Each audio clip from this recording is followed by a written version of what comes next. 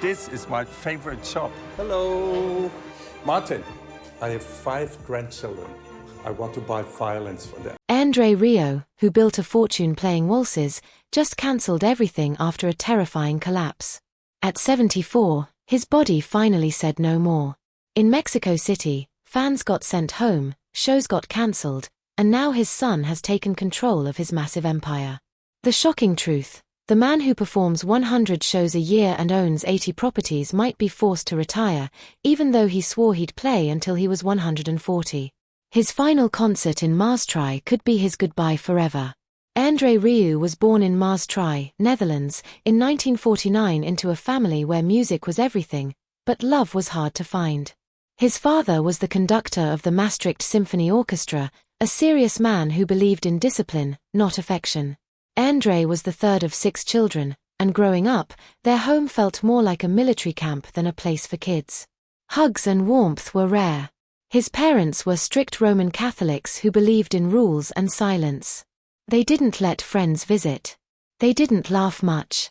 André once said, "My parents didn't love me very much." It wasn't a guess. It was something he deeply believed, and it stayed with him.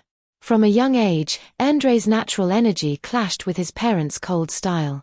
His mother was so focused on grades and music practice that when teachers called André an artist, she felt insulted. That kind of mindset made André feel invisible unless he was performing perfectly. He spent years in therapy trying to understand why his childhood felt so empty. But maybe that emptiness became fuel that would one day help him change how the world experiences classical music. At age 5, something unexpected happened.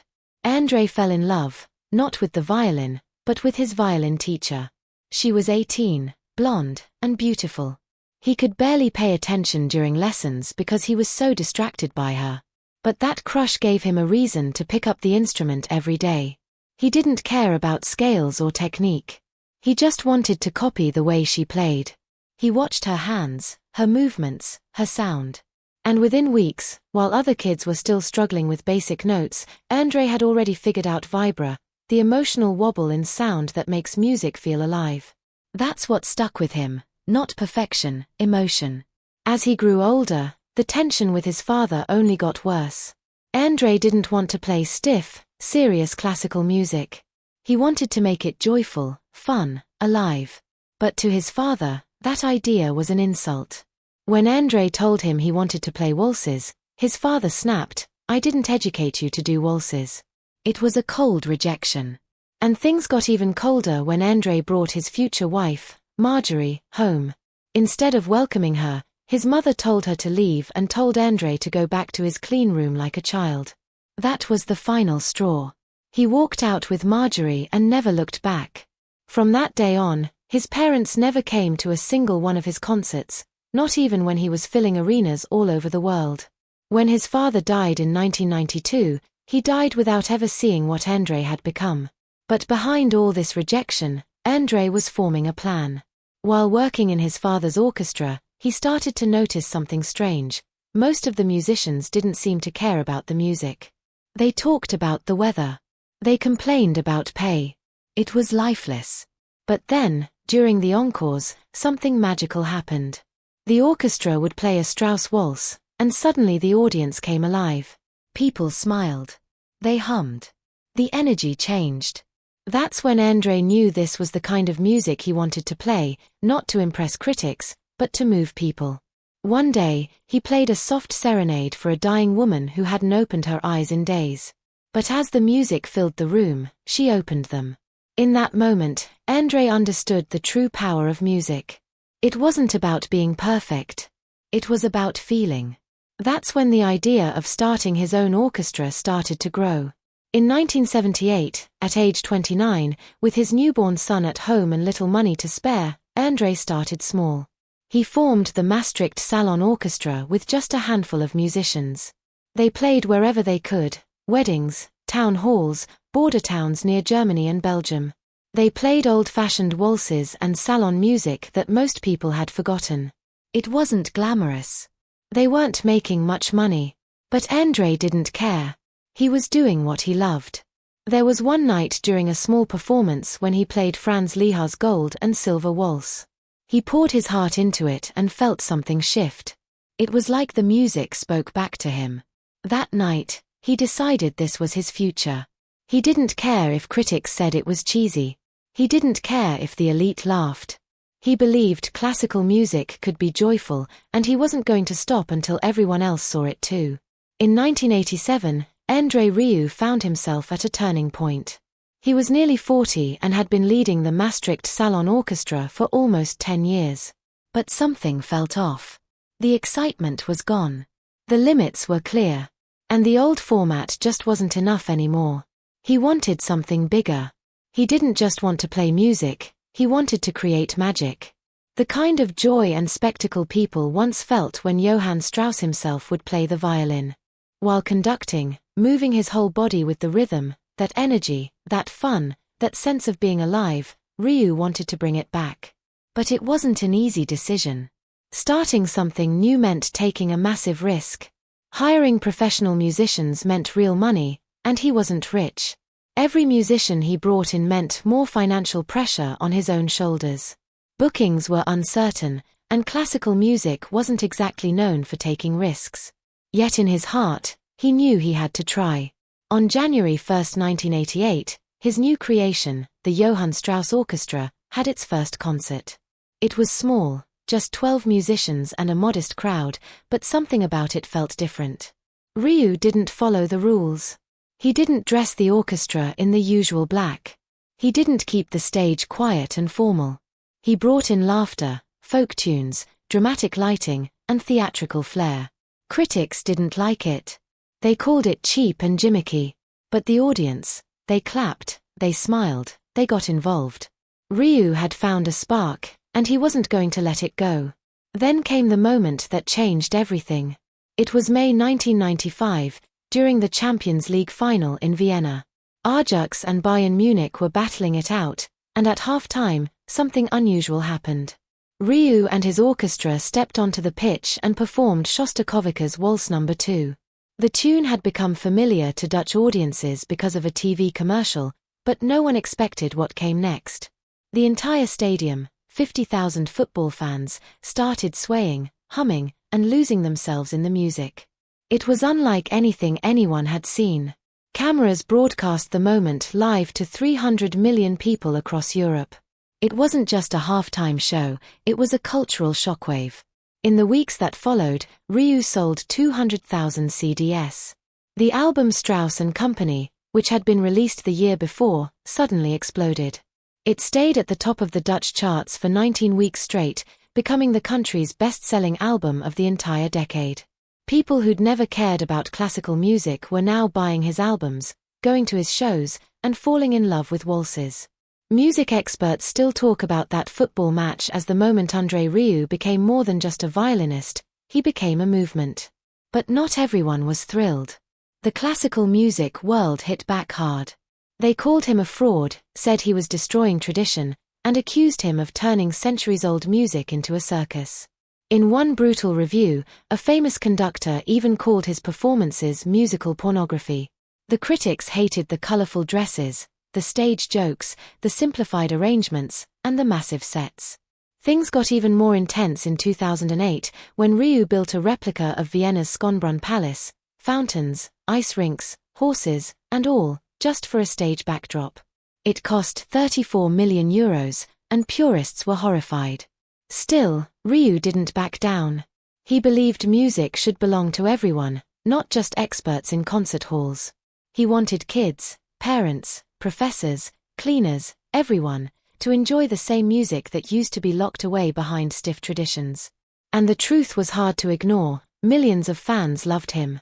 They packed his concerts, they danced in the aisles, and they bought albums, lots of them.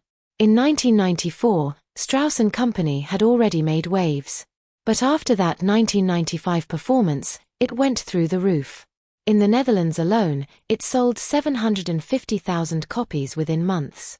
In Germany, it smashed into the top 5 on the charts, something unheard of for classical music.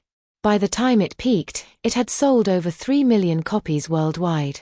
It outsold some of the biggest names in pop, including Celine Dion and Bon Jovi, in major European markets. Even big record stores started giving more shelf space to classical music because of him. Industry insiders called it the Rieu effect. Universal Music reported that his albums made more profit than any other classical artist. He wasn't just making music, he was rewriting the business. All of this came from that one risky decision back in 1987, when he named his group after Johann Strauss. People thought he was being arrogant, but over time he proved them wrong. He didn't replace Strauss, he revived him. In the 1980s, Strauss's waltzes were fading. Hardly anyone was playing them. But by 2010, performances of Strauss's music had increased 16 times over, mostly thanks to Rieu. His orchestra, which started with just 12 musicians, had grown to more than 60, even larger than Strauss's own ensemble. In 1999, to mark the 100th anniversary of Strauss's death, Rieu released a tribute album and spoke of his deep admiration. Even the Austrian government honored him with one of their highest national awards for keeping the country's musical heritage alive. André Rieu didn't just play classical music, he turned it into a global event. In 2008, he did something no one expected from a violinist. He built a giant replica of Vienna's Schönbrunn Palace and took it on tour. We're talking about a full-scale castle that traveled the world with him. It wasn't just a backdrop, it had real fountains, ice rinks, chandeliers, and even horse-drawn carriages from Vienna. It was bigger than anything the Rolling Stones had ever built. And it wasn't just for show. Rieu wanted to bring Vienna's magic to people who could never afford to go there. The logistics were insane. Each time he set up, it took 100 workers 6 days to build the stage. But it paid off. Audiences packed stadiums across Europe and Australia. In Melbourne alone, 38,065 people filled the Telstra Dome to watch him perform, breaking the record for the biggest classical concert ever held in Australia. Over 3 shows in that city, nearly 90,000 people showed up. And back home in Europe, he was selling out arenas just as fast.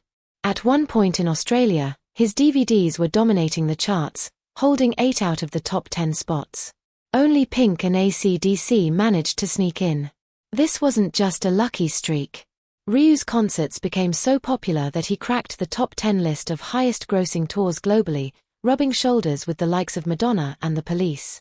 Not bad for a guy known as the King of the Waltz. And if that wasn't enough, his album and DVD sales earned him more than 500 platinum awards. That's a number no other classical musician has ever touched.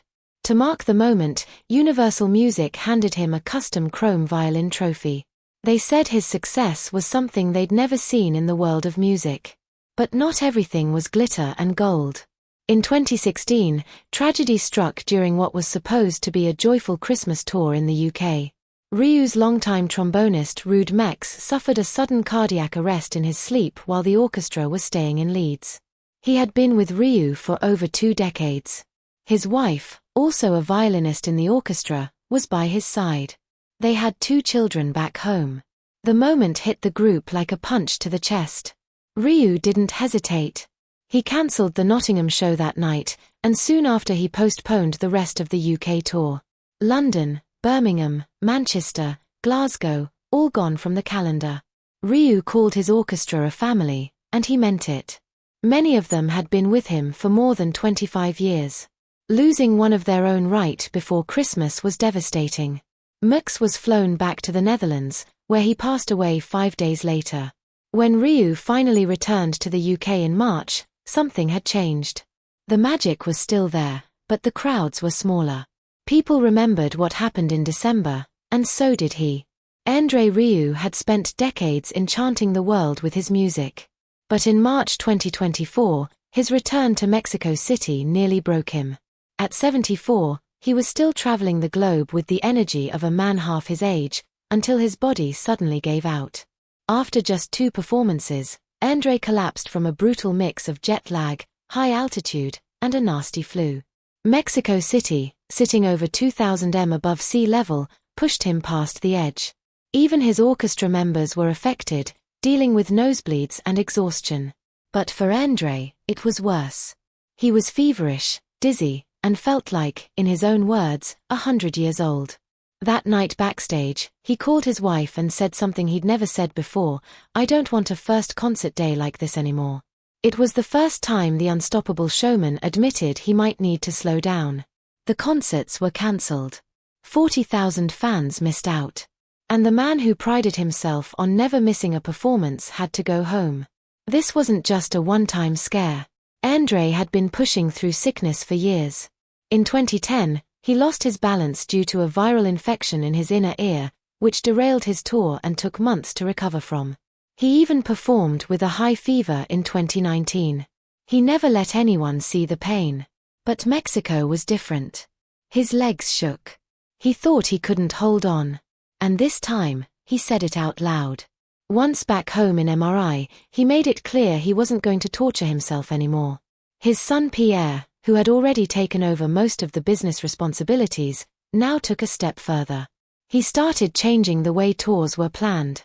No more exhausting international trips. No more pushing to the brink. They started planning smaller, closer shows.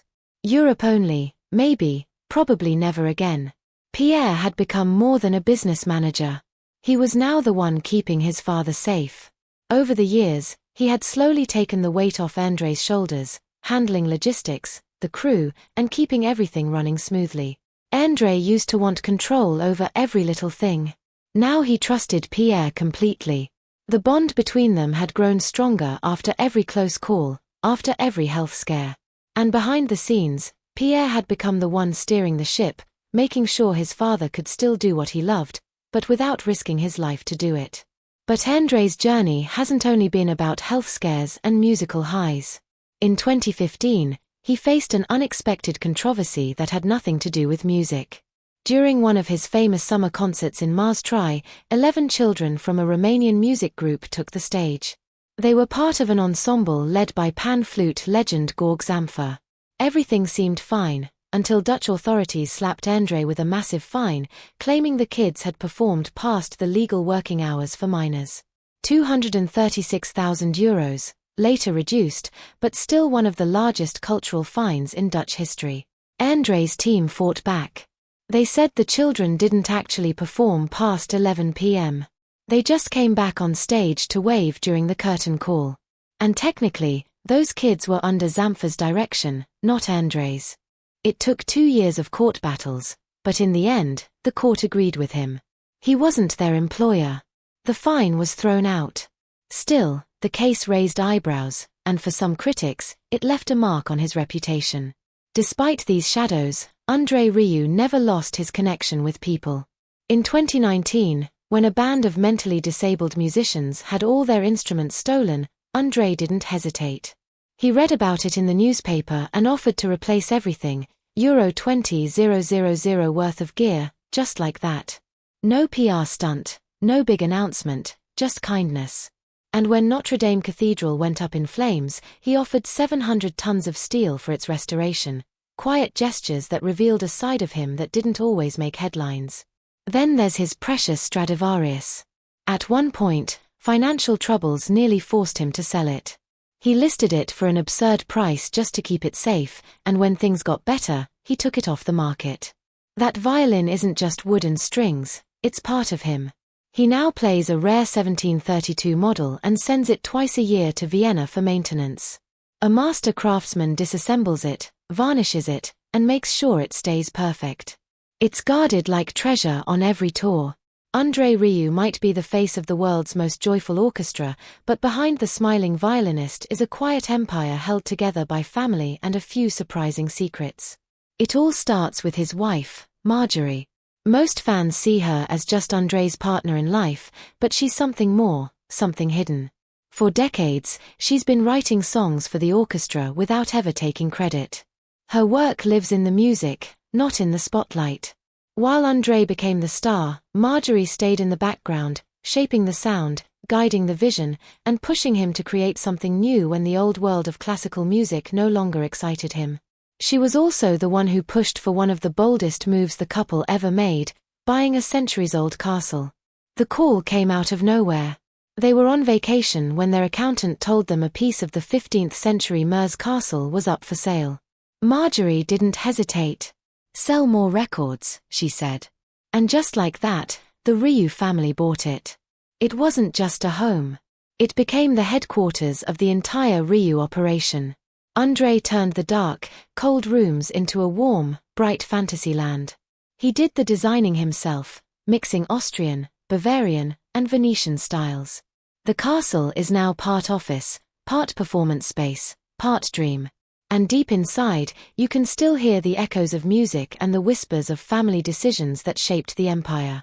Now the next generation is stepping into that world. André's granddaughter Daisy is only 9, but she's already rehearsing on the piano with the orchestra. It's not a publicity stunt. This is how the Rieu legacy works, quietly, gradually, through love and talent. André knows what it means to grow up in music.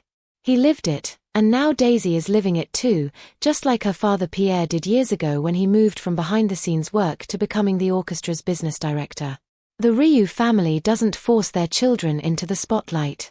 They open the door, let them walk in, and wait for the music to begin. André Rieu didn't just play music.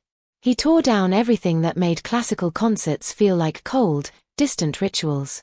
When he stepped on stage, it wasn't about silence, posture, or tuxedos. It was about joy. If you felt like dancing, he wanted you in the aisles. If you wanted to sing, clap, or cry, you were in the right place. By the late 2000s and 2010s, he was telling audiences not to bother with ball gowns unless they planned to twirl in them. He turned the symphony into a party, and people loved him for it. Back in the day, most classical concerts felt more like lectures than live shows: stiff clothes, quiet crowds, and rules so rigid that even clapping at the wrong time could earn you a nasty glare. Rieu hated that. After years in traditional orchestras, he was sick of the cold divide between musicians and audiences. So he flipped the script. His concerts began to feel more like weddings. Then recital full of laughter, emotion, and even fake snow when it fit the mood. This wasn't just rebellion, it was smart. While others stuck to posters and newspaper listings, Rieu jumped on social media before most of his competitors even knew what it was. By the time other orchestras were arguing over whether Instagram was too casual, Rieu was already viral. His performance of Danny Boy in Dublin didn't just reach fans, it exploded, pulling in millions of views like a chart-topping music video. But his genius wasn't just in going online, it was how he used it. Each tour stop came with region-specific music, local themes, and content that felt made just for that city. He didn't just invite fans, he pulled them into the show. From polls to sneak peeks, parties to giveaways, every detail was planned to build community. He made classical music feel like it belonged to everyone, not just people who understood Beethoven's symphonies inside out. Then came the cinema era. Not content with selling out stadiums, Rieu brought his concerts to the big screen. But instead of filming a stage and calling it a day, he told a story. In his 2025 film The Dream Continues, he takes fans on a river journey through his hometown, blending home videos, behind-the-scenes footage, and live performances from all over the world. It wasn't just about music anymore, it was about memory, emotion, and letting the audience step inside his dream. Even the movie theaters had to adjust. Gone were the rules of silence and straight backs. Now people could bring snacks, sip drinks, and settle in for a night that felt more like a celebration than a screening. Rieu understood something simple but powerful: people want to feel something real. And he gave them that. At first, critics were brutal. They mocked his hair, his showmanship, and his massive fan base. Some called him the worst thing to happen to classical music. But the tide turned when business schools and economists started paying attention. While other orchestras begged for funding and played to half-empty halls, Rieu was selling out arenas and topping charts. Suddenly, what once looked like gimmicks started to look like survival strategies. André Rieu, the man millions know for his dazzling waltzes and warm smile, carries a past far darker than the spotlight suggests. Behind the grand concerts and sold-out tours is a man who spent years in therapy just trying to undo the damage left by a cold and distant father. His own dad never once told him he was proud, never praised his violin playing, and never really saw him.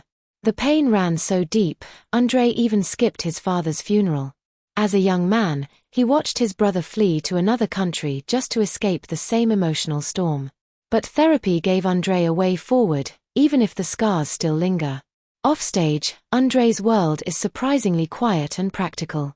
While fans imagine him living a life of luxury and glamour, he's been quietly buying up real estate, nearly 80 properties spread across the Netherlands.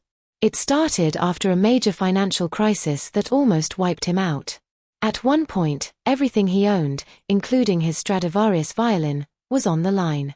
He learned the hard way that dreams can be expensive. So now he invests in bricks and mortar instead of castles and fountains.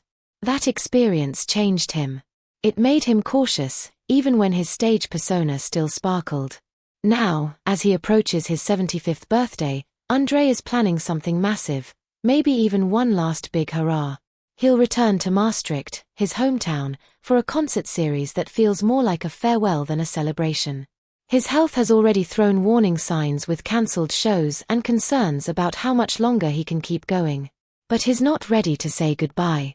His son Pierre runs the production company and says André would rather give up his precious violin than lay off a single orchestra member. That's how deeply he cares about the people who've been with him for decades.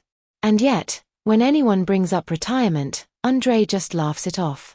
He jokes about performing until he's 140, and he's half serious. That stubborn spirit keeps him going. Even at 75, he's still doing up to 100 concerts a year, all while traveling with a personal trainer and obsessing over his sleep to stay sharp. He truly believes music has healing powers. He's heard it from fans, even from doctors who say his concerts are like medicine. And maybe that's why he won't stop. Because for André Rieu, every note he plays is a way of giving something back, a way of staying young, and a way of rewriting the pain he grew up with.